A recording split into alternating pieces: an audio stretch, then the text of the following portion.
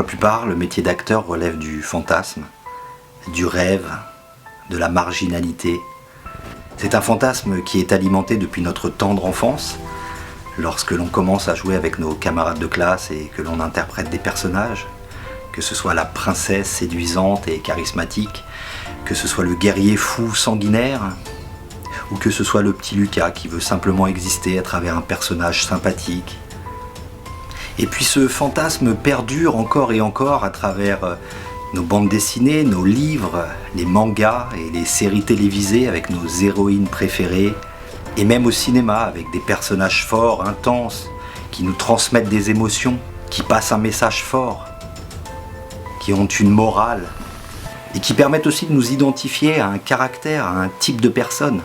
Mais alors pourquoi est-ce que c'est un fantasme aux yeux des gens ? Eh bien je vais vous le dire, tout simplement car le métier d'acteur subit d'immenses clichés. L'instabilité, la dureté, la difficulté à percer, à exister au travers d'un public, d'un grand public, un statut complexe avec le régime de l'intermittence du spectacle. Mais est-ce que le métier d'acteur ne serait pas confondu avec un autre métier qui est celui d'être star ? Beaucoup de gens font cet amalgame en croyant que l'on est acteur lorsque l'on a percé, lorsque l'on est connu et reconnu. Et c'est une erreur fondamentale. Nous pouvons très bien vivre du métier d'acteur sans être connu et en étant épanoui. Et c'est mon cas. Alors si vous aussi vous vous posez cette question et vous vous dites « Merde, est-ce que j'ai pas loupé ma vocation d'être acteur ? Parce que je n'avais pas les moyens, parce que je n'avais pas le temps, parce qu'il n'y avait pas d'école de théâtre à côté de chez moi, parce que j'ai trop peur, parce que je n'y arriverai pas et j'ai des croyances limitantes ?»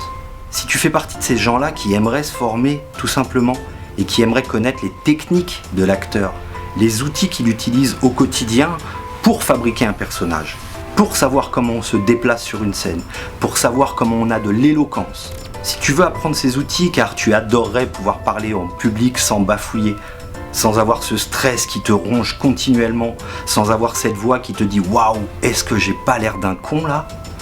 Si tu veux savoir tout ça, inscris-toi à cette chaîne. Parce que c'est ce dont on va parler. Sur cette chaîne, je vais te donner toutes les techniques qu'on apprend au théâtre sur 3 ans, que ce soit pour affiner ton expression corporelle, ton expression verbale, que ce soit pour cibler tes intentions aussi, les intentions que tu as, les messages que tu as à faire passer. Si tu veux savoir comment gérer le stress, comment apprendre un texte, comment être à l'aise, comment faire travailler ton imagination si tu as quelque chose à dire en public, ou à ton équipe de travail, ou même à ta communauté. Et si bien sûr tu veux apprendre aussi les démarches et les attitudes que l'acteur doit avoir face aux professionnels, comment te présenter, comment te vendre, quel support professionnel tu dois avoir pour être crédible dans tes démarches. Mais si tu veux aussi développer ta productivité, ta créativité, ton ambition, ta motivation, eh bien tu es sur la bonne chaîne, donc abonne-toi. On va voir ensemble tout ça à travers une vidéo par semaine.